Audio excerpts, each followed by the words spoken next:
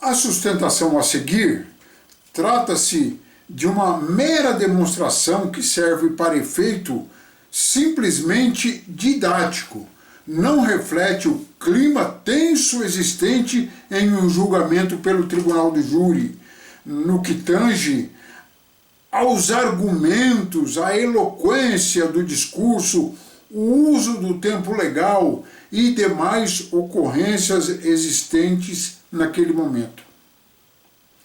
Uma mera simulação jamais poderá se comparar ao fragor da batalha. Ilustres jurados, hoje a tarefa dos senhores será decidir sobre a vida e o futuro daquela pessoa que está ali sentada. Então, nada mais justo do que conhecer de quem se trata, conhecer quem vamos julgar. Ele nasceu em uma família evangélica de pais bastante simples e humildes e pobres, e recebeu o nome bíblico de Davi, o grande rei de Israel. O pai, excelente pedreiro, bastante requisitado, e a mãe, dona de casa. Desde cedo, ainda com uns 12 anos, teve que se virar e trabalhar de ajudante de pedreiro do seu pai. E, semelhante ao seu pai, não conseguiu conciliar estudo e trabalho e cresceu semi-analfabeto. Já casado, os pais falecidos, também se tornou um excelente pedreiro, tanto que ele abriu uma empresa com CNPJ e tudo, e como empreiteiro montou uma equipe e passou a construir casas. Na mesma região em que Davi cresceu, também cresceu Antônio. Antônio se apresentava como corretor de imóveis e vivia de lotear áreas e vender terrenos para pessoas simples. E para isso, Antônio parcelava as prestações dos lotes, aceitava carros e quaisquer outros bens de sinal na compra daqueles terrenos. Enfim, fazia qualquer negócio na venda daqueles lotes. Até que um dia aconteceu o primeiro encontro entre Davi e Antônio. Davi e sua equipe estavam erguendo uma casa no loteamento recém-inaugurado e vendido por Antônio, quando Antônio apareceu lá e lhe ofereceu a venda de um daqueles terrenos da área. Davi então viu a grande oportunidade de ter a tua terrinha, de ter a sua casinha, e ao invés de ficar só trabalhando e construindo para os outros, ter o seu pedacinho de chão, que não aconteceu com o seu falecido pai, que morreu sem ter nada na vida. A promessa de Antônio era de que, terminado o pagamento das prestações, passaria a escritura daquele terreno, tudo certinho e coisa e tal, para Davi. Davi então comprou o terreno, parcelou em 7 anos e com muito sacrifício levantou a sua casinha simples, humilde, pequena, mas era dele. Ali nasceu o seu primeiro filho, que recebeu o nome do avô, Juvenal, com os protestos da esposa, que dizia tratar-se de um nome de velho. Daí veio o segundo encontro de Davi com Antônio. 7 anos depois, com o carnê de 84 parcelas, todas religiosamente pagas em dia, quitado, Davi procurou Antônio para que este providenciasse a prometida escritura.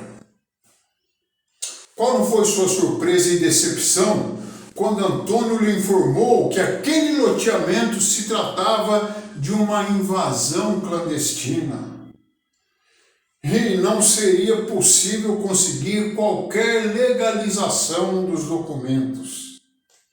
Por fim, ainda disse de forma desaforada e arrogante: pelo preço que você pagou e as condições a perder de vista, você queria o quê? Ou seja, Antônio não tinha qualquer escritura ou comprovação da titularidade dos terrenos e mesmo assim vendeu aqueles terrenos.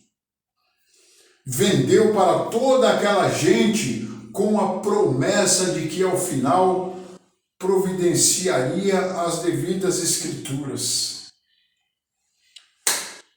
Decepcionado, desorientado, frustrado, aquele pedreiro mal podia acreditar no que tinha acabado de ouvir.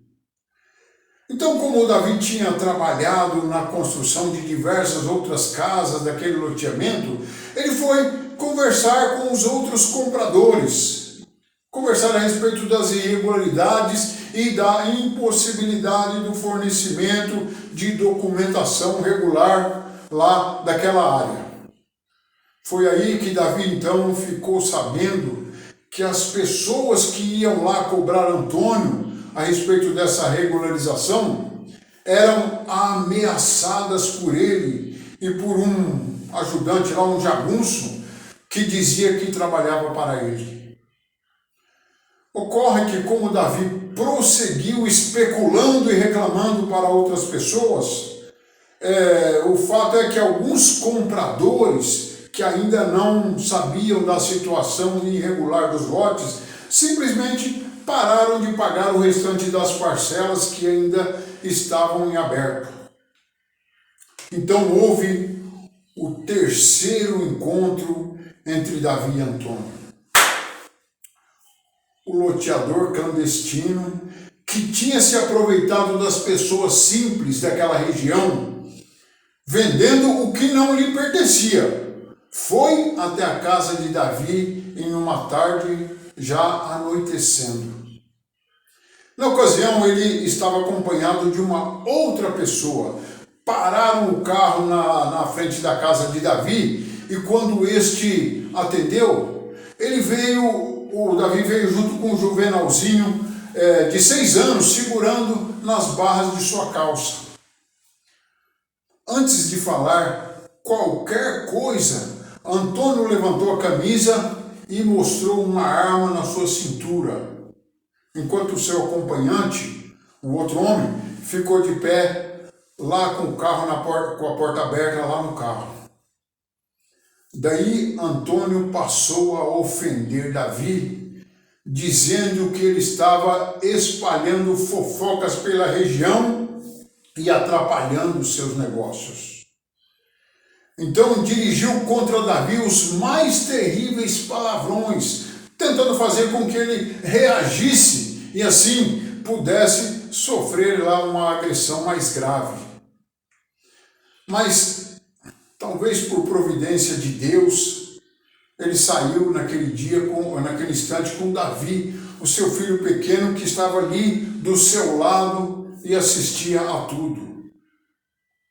Depois de despejar injúrias e ofensas e palavrões do mais cabeludos, Antônio foi embora. Mas antes ele disse que a conversa não tinha terminado ainda e isso não ia ficar barato.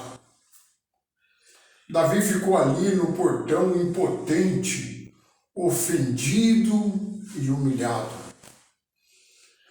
Olha, se a criança não tivesse junto com ele, com toda certeza o desfecho da história naquele momento teria sido bem outra. Davi, que crescera ao lado do pai, seu herói, que muitas vezes ouviu elogios dos clientes sobre a honradez e o profissionalismo de seu falecido pai, não se conformava que seu pequeno filho tivesse assistido à humilhação de que foi vítima na porta de sua casa. Ocorre que, a partir daí, Davi não conseguiu mais controlar a angústia do seu coração. Davi não conseguia mais dormir, não comia direito, mal conseguia trabalhar. Parece que umas trevas imensas tomou conta dele e já não mais tinha qualquer controle sobre as suas emoções. Como ele tinha recebido a ameaça final de que a conversa não tinha terminado por ali, um amigo arrumou uma arma para ele se defender, acaso fosse novamente atacado. Daí, 2 dias depois, veio o quarto e último encontro entre Davi e Antônio. Então Davi, de família evangélica, humilde, trabalhador, tomado por aquela angústia e revolta de ter sido ofendido e humilhado na porta de sua casa, na presença de seu filho, acabou perdendo os freios de seu controle emocional. Antônio, corretor e vendedor de imóveis, que não era regular, bebia em um boteco onde ele costumava frequentar. Davi passou por lá, vindo do serviço, daí adentrou o recinto e disparou 4 vezes contra Antônio. Senhores, naquela hora Davi agiu em estado de violenta emoção logo após injusta provocação. Mas perguntará alguém, a provocação não tinha sido 3 dias antes? Sim, ilustres jurados, depois daquele terceiro encontro em seu portão, foram dias de angústias, de trevas, de depressão, de descontrole emocional. A todo momento a injusta agressão que sofreu surgia na mente perturbada de Davi. A agressão estava viva, permanente, ou perseguindo dia e noite, até que teve desfecho naquele fatídico e quarto e último encontro. Ilustres jurados, a defesa pede que, quando os senhores forem perguntados, o jurado absolve o réu? A defesa pede que respondam sim. Sim, digam sim. Absolvam este pobre homem que agiu com a mente perturbada pela humilhação sofrida e estava em ameaça de sofrer outra agressão ainda mais grave. Não se poderia exigir que Davi ficasse aguardando passivamente uma nova investida de Antônio, ou então que fosse internado em estado de loucura e depressão.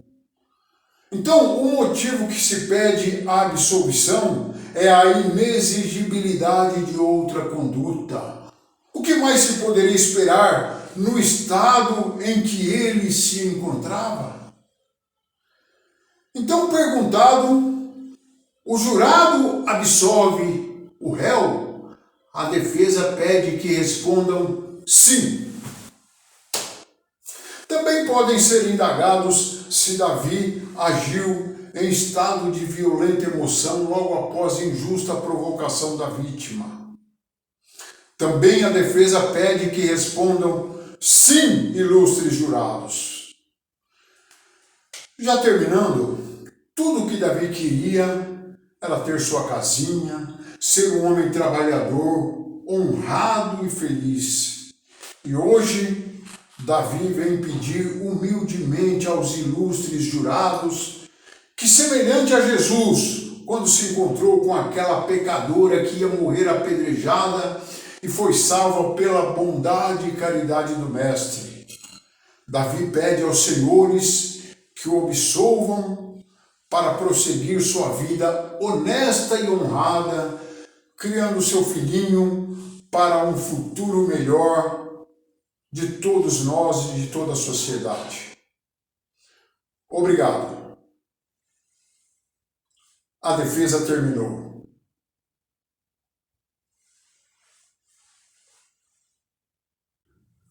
Olá, ilustres e nobres colegas. Tudo bem? Vocês atentaram para uma técnica usada pela defesa que eu acabei de mostrar? Pois é, em um dos júris que eu atuei, não tinha muita saída para a defesa, então nós fomos para uma tese daquelas chamadas de suicida, que foi o apelo emocional.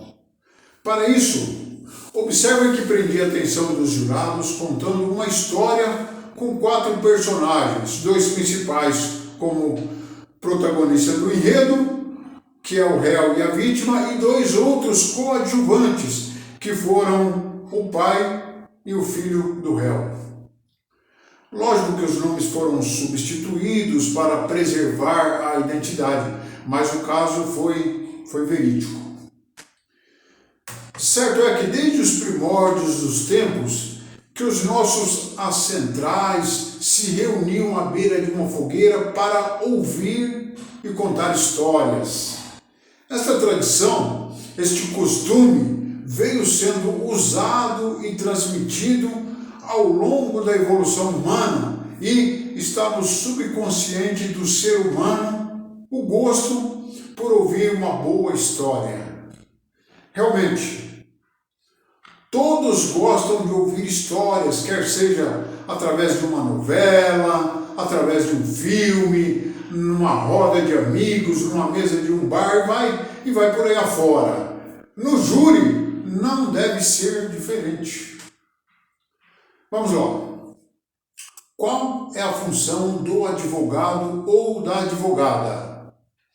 A grosso modo, as funções, atribuições e, por que não dizer, as obrigações do profissional do direito é de conhecer as leis e os códigos que pautam a vida em sociedade e aplicar tais leis a favor do direito de outras pessoas.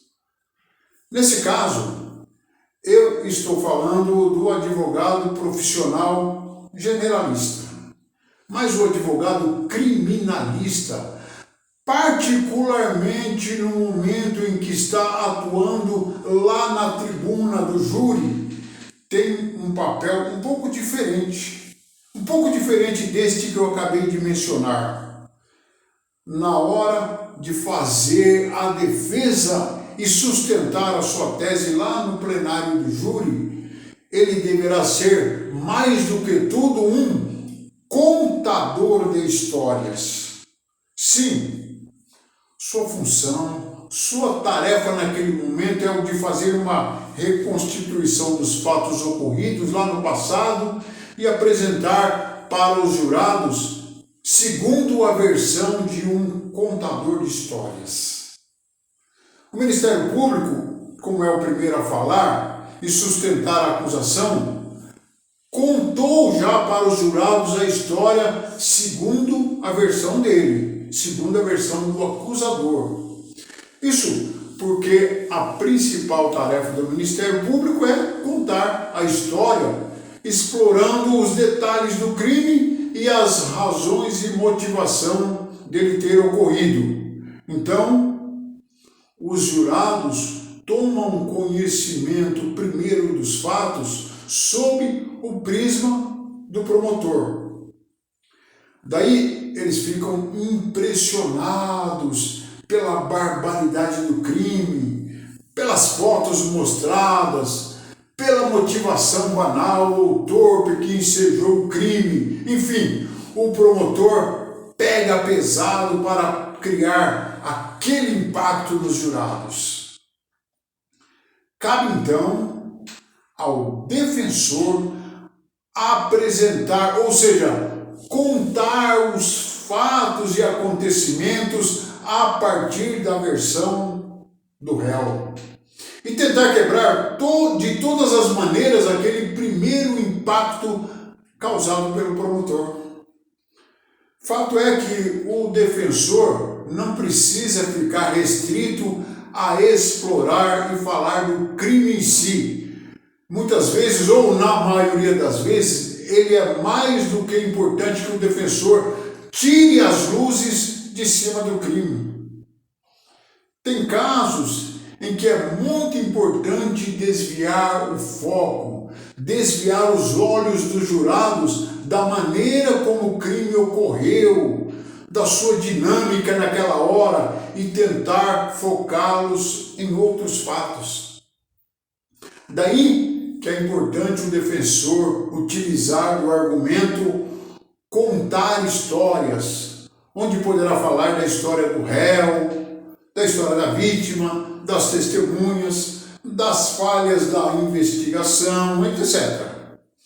Reafirmo, o objetivo é desviar o foco, lançar luzes em outras circunstâncias e fatos, de sorte que o impacto do crime fique diluído ao longo da história contada.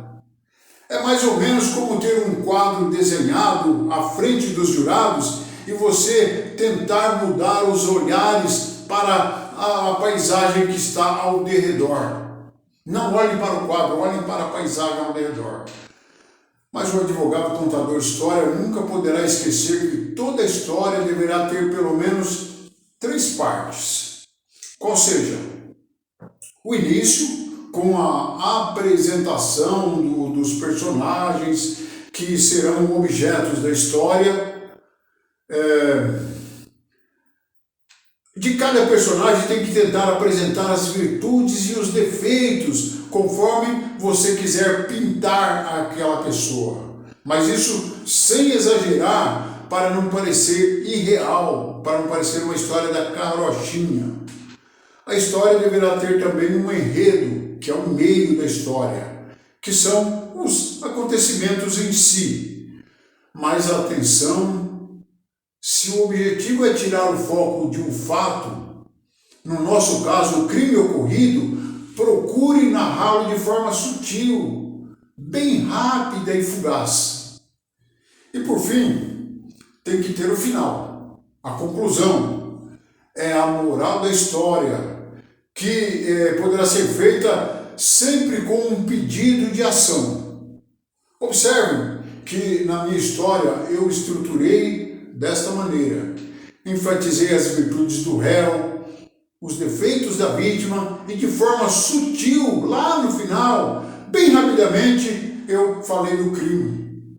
Por fim, terminei com o apelo emocional pedindo a absolvição. Enfim, cada defesa no tribunal do júri deverá ter sua técnica específica para aquele momento.